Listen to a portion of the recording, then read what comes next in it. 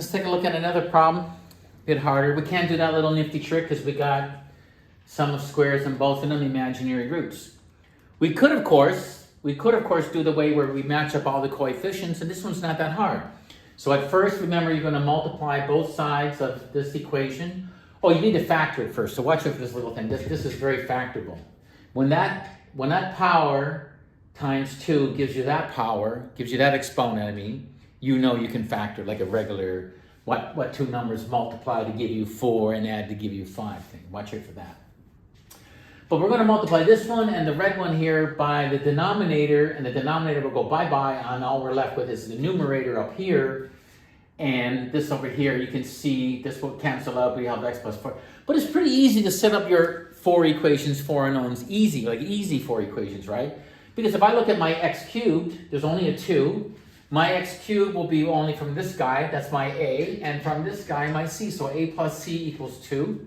The next one I like to go for is the constant term, minus 6. Well, that's only going to be 4b plus d. So I get 4b plus d. Same thing when I look at the x squared, I got a minus 3. Well, where's my x squared? There's going to be bx squared, so there's a b. And I'm going to have a dx squared, so there's a d, so b plus d. And finally, for the x term, I got 5x. I'm looking at the x term. It's only going to happen when I multiply this here. 4 times a, 4ax, plus d times, what's it? No, I'm sorry. This is a c. Sorry, excuse me. C times cx times 1, so it's going to be 4a plus c. That's your simple 4 equations, 4 unknowns, and that's very doable, right? I mean, you can easily see that's not too much of a headache to handle. But it is set up nicely to do the other way, though, where you can just use an imaginary solution. Like we realize, like if we let, for example, let's say we start an easy one. Let's say if we let x equal I, then we know that term will go to 0, right? So then what will we have? What will we have on the left side? Well, what we'll have is that'll become a negative 2i, and then that minus becomes a plus 3 plus 5i minus 6. And then over here, this guy here, what do we got? This will be, ax, we won't know our a. X is I plus b. Now x squared, that's just minus 1. That's going to be times by 3. So what do we get here? Let's clean this up.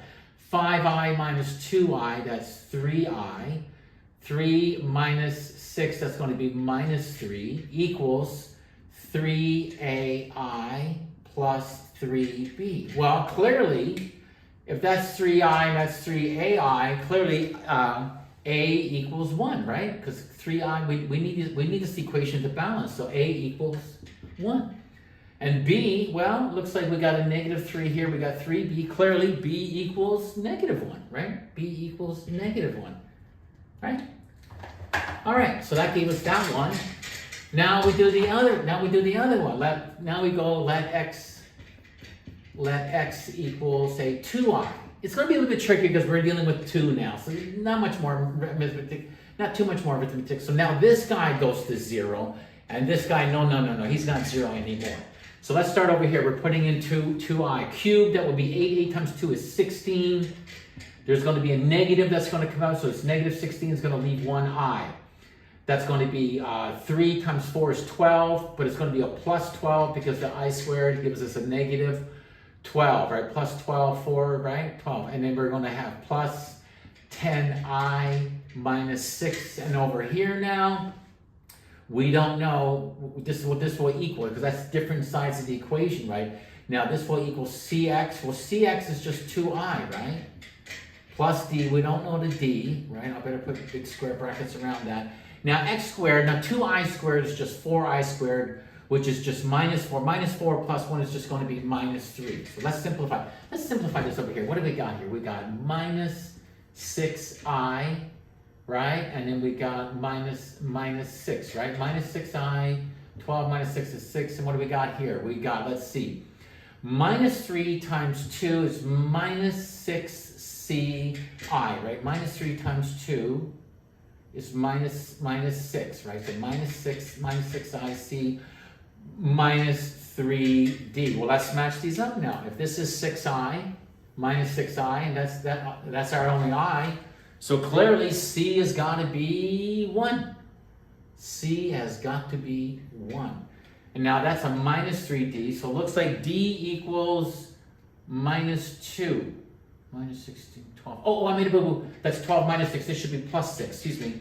12 minus 6 is plus 6. So that would make D minus 2, because minus 2 times minus 3 is 6, and D equals 2. Since we've already solved it this way using the imaginary roots, let's take a look at, let's see, does A plus C equal 2? Does A plus C, yes, 1 plus 1 equals 2.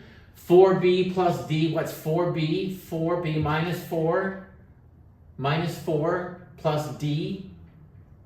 Well, D equals, what did I get? I get D equals, excuse me, negative 2, right? D equals negative 2, because we need a negative, right? Negative 3 times negative 2 is 6. So it needs to be negative 2, right? Excuse me, equals negative 2. Let's see that again. So 4B is minus 4. 4B is minus 4 plus D is minus 2. That's minus 6. They balance. What about B plus D? B is minus 1 plus D, which is minus 2. That's indeed minus 3. 4A, that's just 4. C is 1 plus 1, 5. It does work out nicely.